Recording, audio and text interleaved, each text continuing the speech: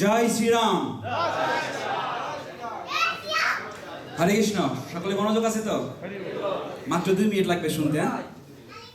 এই 2 মিনিট খুবই হরে কৃষ্ণ। সবাই সামনে আসুন তো। হরে কৃষ্ণ কৃষ্ণ কৃষ্ণ হরে হরে, হরে রাম রাম রাম হরে হরে। হরে কৃষ্ণ কৃষ্ণ কৃষ্ণ হরে হরে, হরে রাম রাম রাম হরে হরে।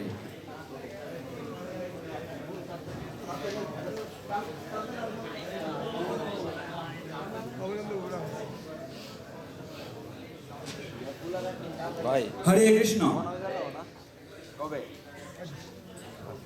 চারিদিকে শুনি আজ জয় শ্রীরাম সবাই বলছে তালে তালে। আজ 500 বছর পর ভগবান শ্রীরামচন্দ্র এলো অযোধ্যায় আবার ফিরে। পূর্বে বাবর রাম মন্দির ভেঙে বাবরি মসজিদ করেছিল, ভেবেছিল হবে না কিছু পরে, কিন্তু মোদী সরকার করলো রাম মন্দির, তাই বাবরপন্থীদের অন্তর এখন জ্বলে। এখনই সময় এক হবার বিশ্বের সকল সনাতনী হিন্দু, ছাড়ব না মোদের দখলকৃত গৃহ মন্দিরের জায়গা এক বিন্দু। সত্য চিরন্তন, সত্য যা ছিল তাই হলো, সেটাই হবে, এটাই ধর্ম সনাতন। অযোধ্যায় এখন ইস্কন ভক্তদের কারণে হরির নামে সেটাই হচ্ছে মধুর বৃন্দাবন। ইস্কন কর্তৃক কৃষ্ণ প্রসাদ আর হবে 3 লক্ষ গীতা প্রচার। ইস্কন কর্তৃক কৃষ্ণ প্রসাদ আর প্রচার হবে 3 লক্ষ পিস গীতা। ইহা দেখে প্রসন্ন হবে অবশ্যই, ইহা দেখে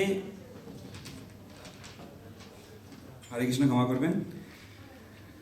ইস্কন কর্তৃক কৃষ্ণ প্রসাদ আর প্রচার হবে 3 লক্ষ পিস গীতা। ইহা দেখে প্রসন্ন হয়ে অবশ্যই কৃপা করবেন প্রভু রাম লক্ষ্মণ সীতা।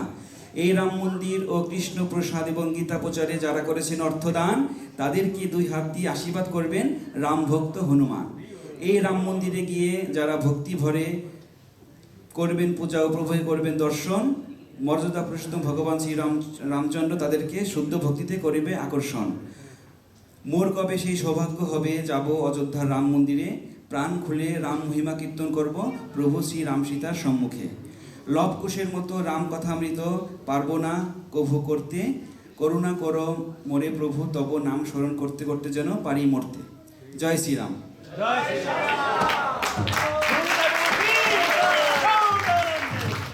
হরে কৃষ্ণ। আমাদের সময় তো খুবই কম, আমি চলে যাচ্ছি আজকের শ্রীমান মহাপ্রকাশ প্রভুর আলোচনা আঙ্গিকে কুইজ। সবাই যে পারেন হাত তুলবেন, মুখ দিয়ে প্রশ্নটা আগে বলে দিবেন না। প্রভুর প্রশ্ন সহজ, যদি মনে করেন জানেন, বলার দরকার নেই, হাত তুলবেন। প্রভু যাকে পছন্দ হয় তাকে বলবে বলার জন্য। হরে কৃষ্ণ। 5 থেকে কেউ বলবেন না, তাহলে তো সেই প্রশ্ন উত্তর ভাষ হয়ে গেল, যে সেই বাংলাদেশের মতন হয়ে গেল। এই মহাদেব প্রভু কোথায়? এই নারায়ণ প্রভু সহযোগিতা করবেন। হরে কৃষ্ণ। প্রথম, যেহেতু রামচন্দ্র ভগবানের উপর আজকের ক্লাস ছিল এবং গুরুতত্ত্বের প্রতিও, তো প্রথম প্রশ্নটাই, যেহেতু রাম মন্দির উদ্বোধন হয়েছে, আমি প্রথম প্রশ্নটা প্রণাম মন্ত্র দিয়ে শুরু করছি। ভগবান শ্রী রামচন্দ্রের প্রণাম মন্ত্রের কে বলতে পারবে? রামচন্দ্রের প্রণাম মন্ত্রটি, ভগবান শ্রী রামচন্দ্রের প্রণাম মন্ত্রটি কে বলতে পারবে? পিছন থেকে না, কেন বুড়াটা?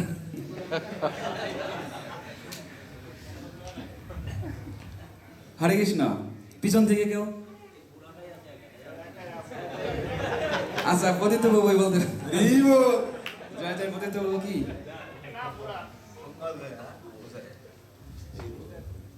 রামায় রামচন্দ্র রাম ভদ্রায় রামচন্দ্র বিদেশে রঘুনাথ নাথায় সীতায় বোধায় নমঃ। জয় জয় পতিত বাবু কি?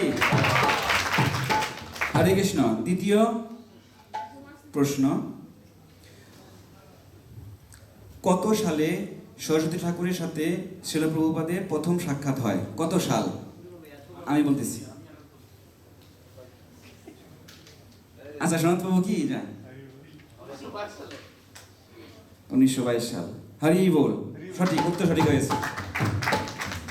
তৃতীয় প্রশ্ন, মহাপ্রকাশ প্রভু যে গীতার শ্লোক পাঠ করেছিলেন, বহু নাম জন্মানমন্তে জ্ঞানবান নাম প্রভুদান্তে বাসুদেব সর্বমিতি সর্বমহত্তা সুদুর্লভ, এটা শ্রীমদ্ ভগবদ গীতার কত অধ্যায়, কত নং শ্লোক এবং অধ্যায়ের নাম? কত অধ্যায়, অধ্যায়ের নাম এবং কত নং শ্লোক?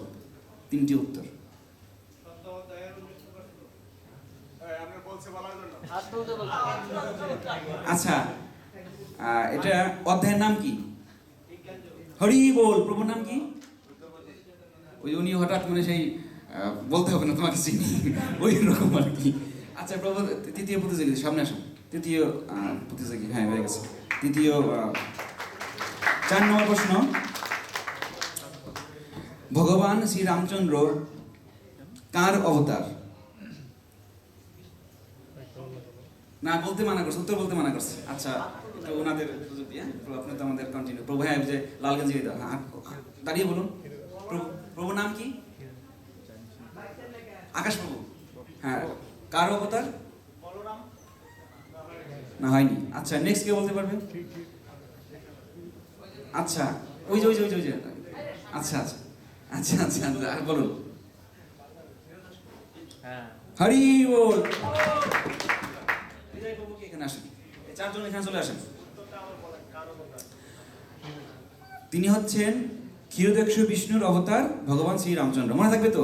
এইসব কিন্তু আমাদের মন্দির কর্তৃপক্ষ কেন করতে বলছে এগুলো, যাতে আমাদের রিমাইন্ডেড হয়। হ্যাঁ, এই জন্য যেন আমরা ক্লাসে মনোযোগী হই, অন্তত পকেটে একটা খাতা কলম রাখি, যাতে নোট করি। এই নোটগুলো কিন্তু আর হবে না, হারাবে না, বা আমাদের সকলের মনে থাকবে। থাকবে কি না? তাহলে ভগবান শ্রী রামচন্দ্র কার অবতার? কার অবতার? হরি বল। তারপরে 4 জন পেয়ে গেছি না? 5 সর্বশেষ প্রশ্ন, খুবই আমি লাস্টে একটু মানে ইমোশনালি প্রশ্ন করি। দেখেন, আমাদের অনুপম প্রভুর দিদিমা দেহত্যাগ করছেন।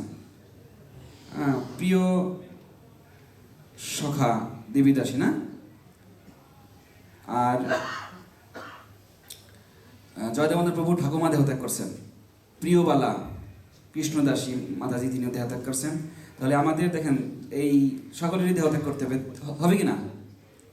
তাহলে আপনারা এখনো যারা ভক্তি জীবনে ভাবছেন কি হব, মানে হবু বর বলে না, হবু বউ, হবু বর, হবু ভক্ত যারা হবেন এখন, হবু ভক্ত, হবু বৈষ্ণব, যাদের হবু ভাব, হ্যাঁ, যা থাকে অভাব, ওই অভাব পূরণ করে এই ভক্তির স্বভাব গ্রহণ করেন।